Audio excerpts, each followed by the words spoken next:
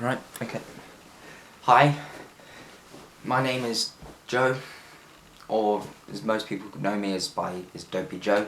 I'm gonna answer some questions for you guys today. So the first question is, how did I come up with Dopey Joe? To come up with Dopey Joe, I basically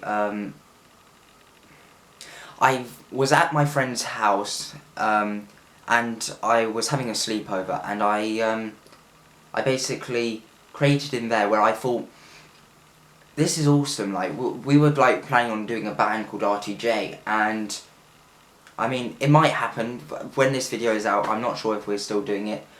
We're working on stuff together, but I was at his house and we were having a sleepover, and we were writing music, and I thought, if this goes out and we get like a little bit famous or at all, because I never really thought I was going to get famous as like I was during a couple of months ago. I basically thought, well, we need rapper names and we need to have something that we can tag our names with so that everyone knows us.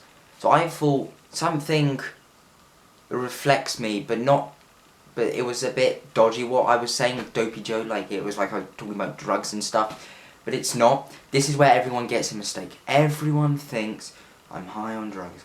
I'm not, okay? What it is when I have sugar and my ADHD, I want to reflect that in my music. Like, I'm energetic, or I'm quite calm when I'm rapping, or I'm trying to not show that I'm doing all that, and it's mainly, I don't know, it's basically showing that on sugar I can get quite energetic, and then you have the downfall of that. I'm not trying to say that I have a bad downfall at all. I'm not trying to jinx that in any way. But Dopey Joe is basically just symbolises, Joe is personally me. I'm energetic always and stuff, but there's also the bad side of it, you know. Being dopey is quite lazy, arrogant, boring and stuff, and I'm trying to show that as being Rick. Now that leads on to, and yeah, so I basically created Dopey Joe quite easily. I just thought it had a ringtone. It just had a good ring to it. It doesn't really mean anything at all about me. I don't do the bad stuff. I don't do all that stuff. I don't do alcohol. I don't do drugs. I don't smoke. I don't vape. And I'm trying to keep it that way because this is hard for me to say, but like my grandma died. I promised myself I would never do those stuff ever in my lifetime, and I'm sticking to it. I don't want to do alcohol, I don't want to do drugs, I don't want to smoke, vape, do all those bad stuff that's going to affect me. And yeah. The second question is basically, how did I come up with Rick? Why did I create Rick? Right. This is going to basically be the story of Rick. Basically, what happened was, it all started when I was like, I don't know, I was 5 maybe, 5, 6, and I was on a cruise ship, and I was in a swimming pool area, and I saw everyone swimming on top of it. I had to stay on the sidelines, you know, where it kind of like everyone is able to just like step in. I was on the steps basically to go into the pool, and it was a very deep pool for a 5-year-old. Basically what happened was, I saw everyone like floating and stuff, and I was like, oh, this looks nice, I can do this. And I was 5 and I hadn't done like any swimming before in my life, and just yet I was kind of training. I think it was next year, but I was doing it when I was 6. I started swimming, learning how to swim, and I saw everyone swimming, and I was like, oh look, I can go in, they look fine. So I went in, and I started to drown, and all I remember basically is trying to like paddle myself up towards the like top of it, and then I just remember just sinking straight to the bottom, and just before I hit the bottom, I remember seeing myself hit the bottom, like someone else. I went into someone else's vision and saw my body on the floor, and yeah, that was it. So then, but that's basically where I think the birth of Rick is, because it's like I've separated from my body and stuff, and that's basically the start of Rick. This happened again a couple of months ago. I think it was about 5 months ago, maybe. I don't know. And basically what happened was, I was in an art lesson. I was talking to my mate and stuff, but I separated again from my body and self, and I saw myself with my mate. I could see myself. I could see the back of my head and stuff, and I could see what's going on around me and stuff. Like I was someone else. That was one of the latest ones that I confirmed basically Rick's presence. He talks to me and stuff through my head. It's all explained in like most of my songs. But the one moment where I basically created the name of Rick, and where I basically finally said, when I said yes, okay, right, this is fine. This is Rick. He's here.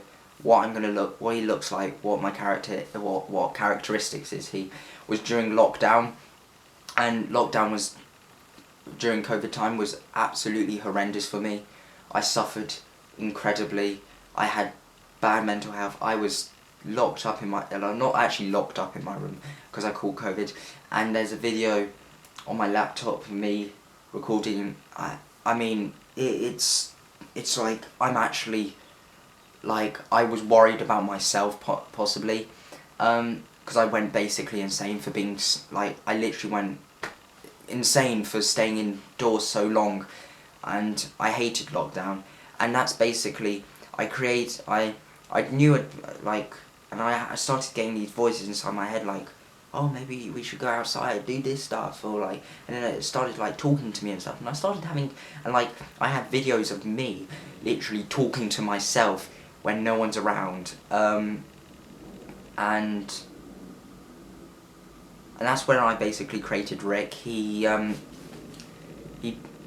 basically was there from the start of near the middle of COVID time era, and I named him and I gave him characteristics, but I kind of personally perceived him as a bad person because what he was saying, and I think that's my fault, honestly, for like making him able to say these bad stuff, and it's never going to take it away. I've always saw him as a devil and stuff, and I remember, but hold on, that's not it.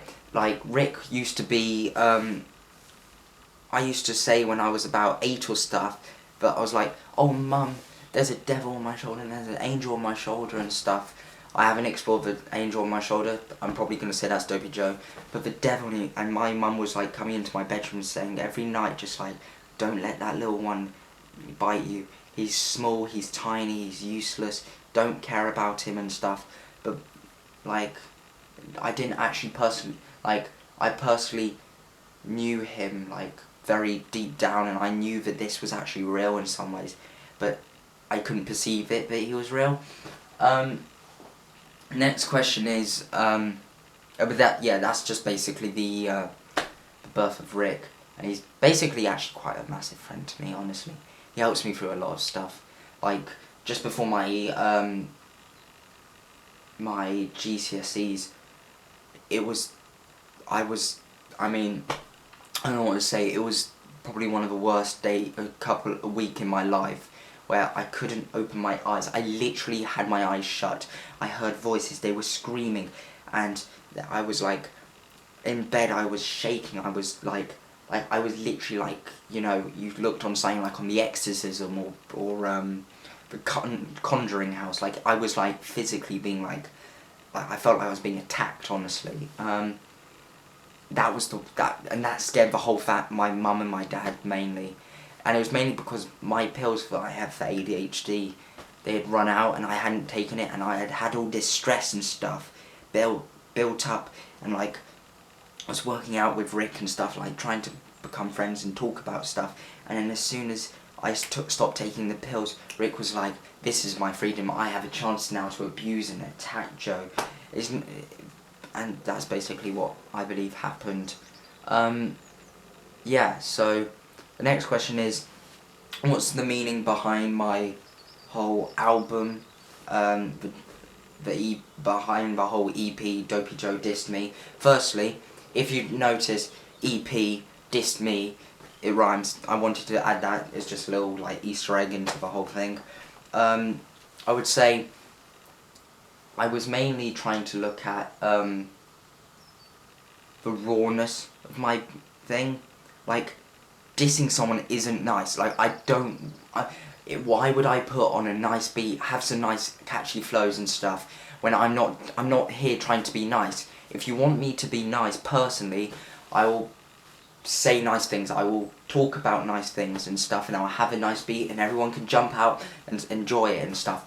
But I want something that's more gritty and more realistic. Like if you go onto rap battle, you don't have, like, people don't start singing choruses in a rap battle and in a diss track. You don't do that. Some of them I did because I wanted to get a message across, so that kind of contradicts myself. But yeah, that's the whole meaning. Like I didn't want I wanted people to quickly hear what I had to say, and I wanted people the people that in my life that I didn't like at all. I don't want them to feel comfortable, like, this guy's good, I like this guy, he's amazing, this is Dopey Joe, I like this guy. I want them to understand, oh, that's horrible. Like, yes, but you've got to reflect that actually what I'm saying is horrible about you. So why would I make something, a nice beat, a nice song about you, if I'm talking about something horrible about you?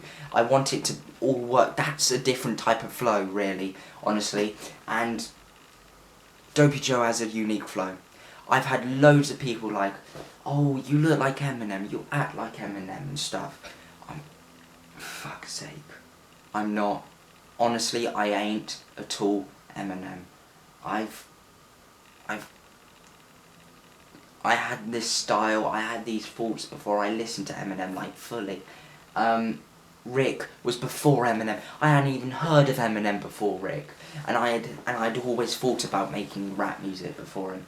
So yeah, I don't know. Yeah, so my album is basically to show the grittiness, the terribleness of these people that have ruined affected my life so badly. But I don't want them to enjoy it. I don't want them to, like, if they heard it, I don't want them to be like, oh, this guy is great. I want them to feel like, oh, I'm sorry that you feel that way, and it's all about the words I'm saying. I'm not going out there saying these words, saying these rhymes, all these words, these catchy lines at the end, just because I think about it. It's not because I'm just like, oh yeah, that just works. There is 10 million meanings behind each line that you can go for, and that's why I created these diss tracks, because I want people to understand where my perspective is coming from. And yes, I mentioned some horrible things, like, I don't know, chemo and paedophilia and shit and stuff. I can't say that. And I've mentioned all these horrible stuff, but it's true. The one about Rafi, I suffered through my whole years because of him. I suffered. This was before and after COVID. I had suffered so greatly because of that kid. He done horrible things to me, and it's affected me in the most cruel way ever to think about it. And I would like to apologise to the remark on Prepared for Carnage to Artie, because he was actually a friend. He was a friend, and it's just because some people have manipulated him into a group where they started bringing hate on me, but actually afterwards I heard that actually Artie was the one who was like saying, why, Gabriel, why do you have so much beef with Joe when actually you're the problem and stuff? So I support Artie in some ways, and I personally want to make an apology, a massive apology, for saying such a terrible remark. And Rick would also like to say that. But it doesn't matter about anything else. Rafi and all those, and Gabriel and stuff, yeah, we're sleeping with that. I hate those guys. I hate those guys. What's the plan for my, the next question, final question, is what's the plan for my next album, which will be an LP. It should be coming out sometimes in March, but depending on what's going on in my life, we might see it later on. I do like to make an apology for that, if it does happen. If it doesn't, and it comes out in March, you're welcome. But, yeah, and, yeah, so basically, it's gonna have, like, I'm gonna try and get it out there. I want to get myself known out to those people out there, and start. I'm also working on collaborating with other artists, like Special J, also known as Gemini Jonas, as I call him, my mate from R2J. Lev 10, one of my mates from school. I've done a song with him. He needs to just upload it because it is fire. So yeah, and I'll be on BandLab maybe. Maybe, not baby. And yeah, so I want to basically, in this new album, I want to show Dopey Joe. I want you guys to know Dopey Joe. I want you guys to see Dopey Joe and Rick working as a team, and which we are, and I'm getting loads of, I've literally just, before this video, I've just finished writing this lyrics for a diss track against someone, which you'll see in the thing. I haven't come up with a name for it, but it's going to be a good one. So yeah, so guys, I really hope that everyone listens to it, because it's going to be great. It might take a bit longer because I'm going to get Special J to work on mixing it for me, because I want it to make it perfect, and his mate is unable to do it because he's got other stuff in life, and he did Prepare for Carnage. He mixed Prepare for Carnage, so I want him. So I'm really hoping he can get work on that. But yeah, that's basically it. That's a bit of sum up now, a bit to know about me. And yeah, so thank you for watching. Right, see ya.